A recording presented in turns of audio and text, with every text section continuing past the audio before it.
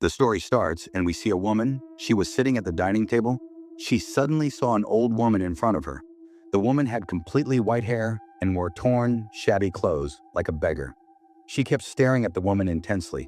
But the moment the woman blinked, the old woman suddenly disappeared. Not only that, a vision of an old, creepy, and deserted house kept appearing in the woman's mind. She would often zone out during meals. Her husband, Salim, would call her multiple times before she came back to her senses.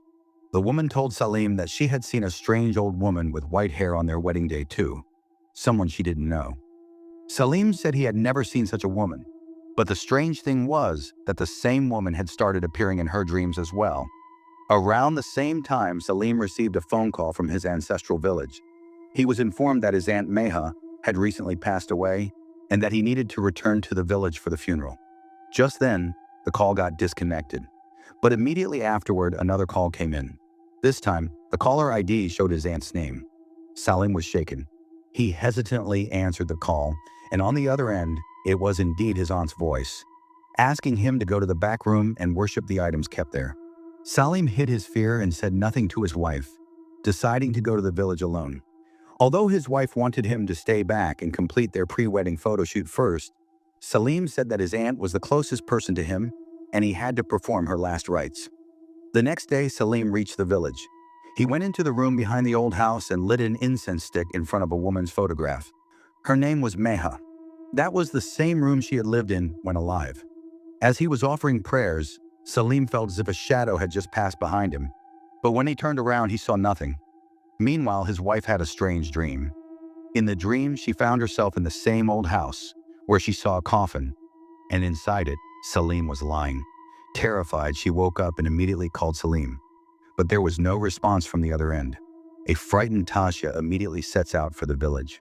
By the time she arrives, it's already night. As soon as she steps into the house, a chill runs down her spine. It's the same house she saw in her dream. She starts looking for Salim inside, calling out his name, but gets no response. Suddenly, she hears a faint tune playing somewhere. Following the sound, she reaches the prayer room. There, she sees some old photographs and a red-colored butterfly flying around her for a few moments before it vanishes. Tasya is shocked when she sees one particular photo. It's the same old woman she had seen on the day of their wedding. Everything feels terrifying. A little while later, she finds Salim in one of the rooms and breathes a sigh of relief. She tells him the place doesn't feel right and that they should leave. But Salim tries to reassure her, saying maybe the dream was a blessing from their ancestors. The next day, Salim begins preparations for a ritual to honor their ancestors. When Tasya asks why 4 incense sticks are being lit, Salim explains that it's an old tradition, a way to honor the ancestors in all 4 directions. While they're performing the ritual, they hear footsteps behind them. Tasya feels as though a woman dressed in a red bridal outfit is staring at them. But when Salim turns around, no one is there. Just then, the photo shoot team arrives at his ancestral home. Their wedding photo shoot had already been planned and the date couldn't be changed. So Tasya and Salim decide to go ahead and do it in the old house. Salim feels deeply connected to the Haveli-like ancestral home. Its design was just like the one he had imagined for his wedding photos. Meanwhile, the village caretaker, Salman Chang, arrived at the house with some items needed for Salim's aunt's funeral. When Chang heard that the entire photo shoot team would be staying in the house overnight, a slight look of concern appeared on his face. As he was leaving, he told Salim, "If anything strange happens, come straight to me." Salim was a bit surprised but didn't think much of it. A little later, while he was showing the courtyard to the photographer, something fell on his head. When he touched it, it was blood. Startled, he looked up. There was a red mark on the ceiling shaped like a butterfly. But when he looked at his hand again, the blood had vanished. Meanwhile, Tasya was adjusting her lehenga, which resembled a Chinese-style dress, while standing in front of a mirror. Suddenly, she saw a different room in the reflection, like a lady's sitting area. She turned around, but there was nothing behind her. At that moment, the power went out in the entire house. Frightened in the darkness, Tasya turned on her torch and went out looking for Salim. It was as if the layout of the house had changed. She wanted to get out, but couldn't find the way. In the dark, strange, lullaby-like sounds began echoing, and a woman dressed in a red bridal outfit appeared before her. Terrified, Tasya ran and ended up in the room said to be Salim's Aunt Meha's room. Tasya was looking around for the door when it suddenly opened by itself. "Who's there?" she asked fearfully. Salim came into the room and took her outside. Tasya asked, "Is this the prayer room?" Salim replied, "Yes, because my aunt never got married. It's a family tradition to keep the souls of such people within the house." Then Salim explained that, according to a family rule, a lamp and incense must be lit in that room every day, and only by a descendant of the family. Now that Salim was the only one left in the family, the responsibility fell on him. Hearing this, Tasya expressed a bit of concern. Would this tradition have to be carried on by future generations too? Salim said, "Sometimes responsibilities come with fate." Although Tasya was a bit anxious, she decided to support Salim. Salim said that maybe the frightening experiences Tasya had were because no rituals were performed for several hours after the aunt had said yes, possibly signifying possession or approval. So they decided that the next day they would visit the aunt's memorial and offer a tribute. The next morning was the day of their wedding photo shoot. The makeup artist noticed a beautiful butterfly-shaped hairpin in the jewelry box that matched perfectly with Tasya's dress. After the tribute, as the photo shoot began, everything seemed to be going well. But suddenly a terrifying vision flashed before Tasya's eyes, as if a violent battle had once taken place in that house. She trembled and collapsed to the ground. Fabry suggested taking her to the hospital, but Salim refused. He didn't like hospitals. He said she would be fine in a little while. Just then, blood started dripping from Salim's nose. He immediately understood. Perhaps the incense at the aunt's spiritual spot had gone out again. He ran towards the prayer area at once.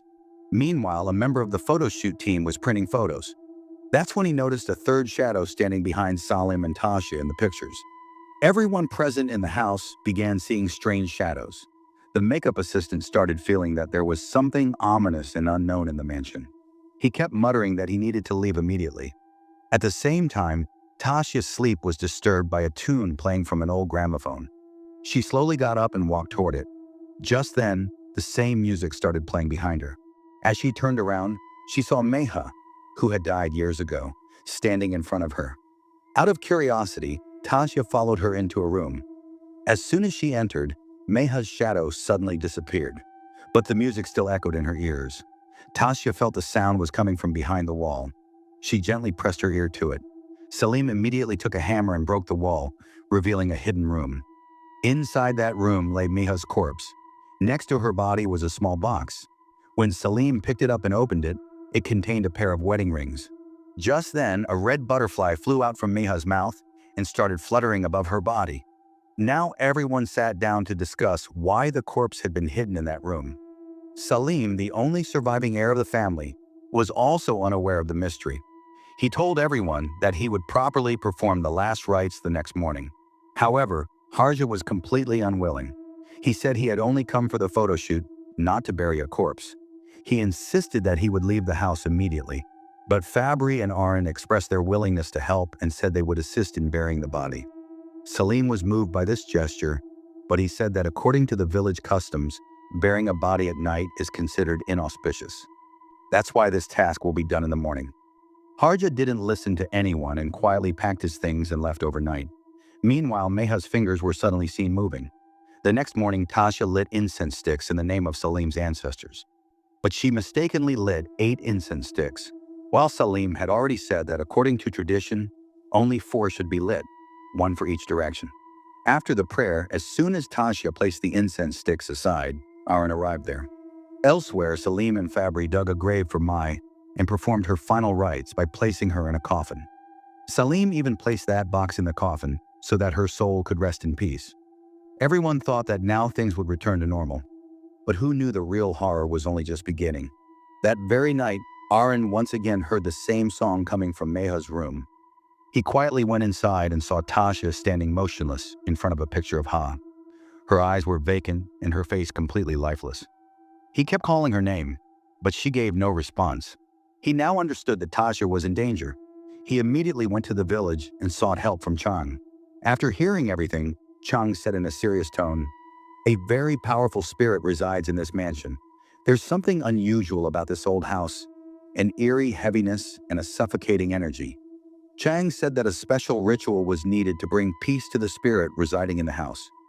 Meanwhile, Fabry had a private conversation with Tasya and tried to explain that Salim was not the right person for her. In truth, Fabry was in love with Tasya, but had never been able to tell her. He believed that Salim was hiding something, and such a person was not worthy of Tasya. But Tasya's love for Salim was true and unwavering. Back in the room, Tasya picked up the butterfly-shaped hairpin placed on the table. Just then, a red butterfly flew in behind her. As Tasya turned around, she saw a path made of flowers on the ground, leading to an old room. There she found two dolls typically used in black magic. When she removed a red cloth lying in front of her, she discovered a wedding photo of her and Salim. Shocked, Tasya began to back away. Suddenly, she found herself back in the room where Meha's spirit resided. The room was decorated like that of a newlywed bride, but it radiated a strange, eerie energy. When she looked up at the ceiling, she saw Meha hanging upside down, and a drop of blood from Meha's eye fell into Tasya's own. In the very next moment, Tasya's consciousness seemed to travel to another time. She now found herself in Meha's body in an earlier era. She remembered that the butterfly hairpin had been gifted to Meha by her fiancé, Banu. It was their wedding day, but suddenly some Japanese soldiers stormed into the house and destroyed everything. Banu hid Meha in a room to protect her and went outside to divert the attackers. Banu was captured, and the entire family was brutally killed. Meha witnessed everything with her own eyes but could do nothing. Heartbroken, Meha wrapped the hairpin given by Banu around her neck and took her own life.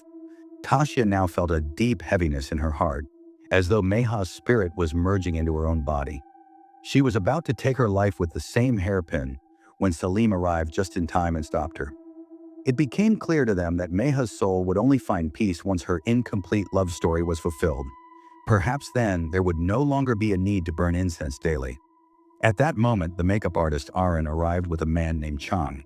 Chang explained that a spiritual wedding must be performed, one in which the souls of Meha and Banu would be united in marriage.